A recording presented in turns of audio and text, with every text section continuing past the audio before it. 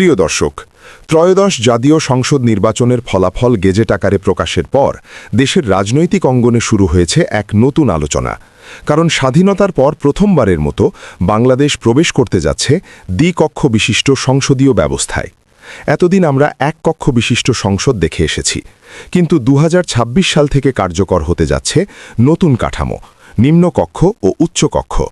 আসুন জেনে নিই নিম্নকক্ষ এবং উচ্চকক্ষ কী। নিম্নকক্ষ, জাতীয় সংসদ।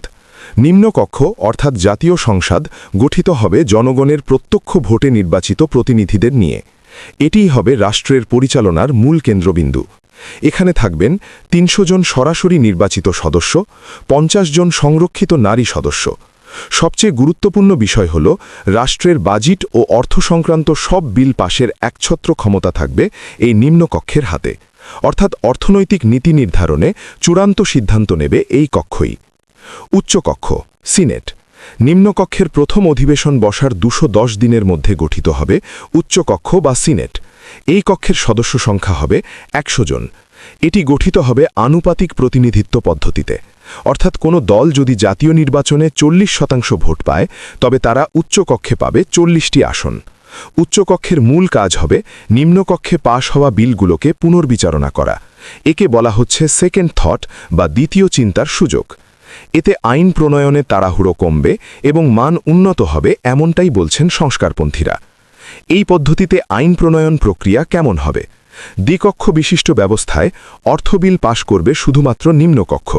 অন্যান্য সাধারণ বিলের ক্ষেত্রে উভয় কক্ষের অনুমোদন প্রয়োজন হবে। সংবিধান সংশোধনের জন্য দরকার হবে নিম্নকক্ষে ২/৩ ভোট, উচ্চকক্ষে সাধারণ সংখ্যাগরিষ্ঠতা। অর্থাৎ বড় কোনো সাংবিধানিক পরিবর্তন আর এককভাবে কোনো দলের পক্ষে করা সহজ হবে না। তবে এই ব্যবস্থাকে ঘিরে রয়েছে কিছু সমালোচনাও।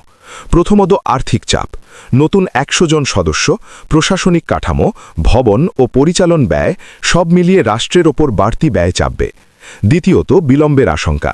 ২ স্তরের অনুমোদনের কারণে জরুরি আইন পাশ ধীর গতি হতে পারে। তৃতীয়ত, রাজনৈতিক পুনর্বাসনের অভিযোগ। অনেকের আশঙ্কা উচ্চকক্ষ পরাজিত রাজনীতিবিদদের জন্য পুনর্বাসন কেন্দ্র হয়ে উঠতে পারে। আসুন এইবার দেখা যাক কেন এই সংস্কার।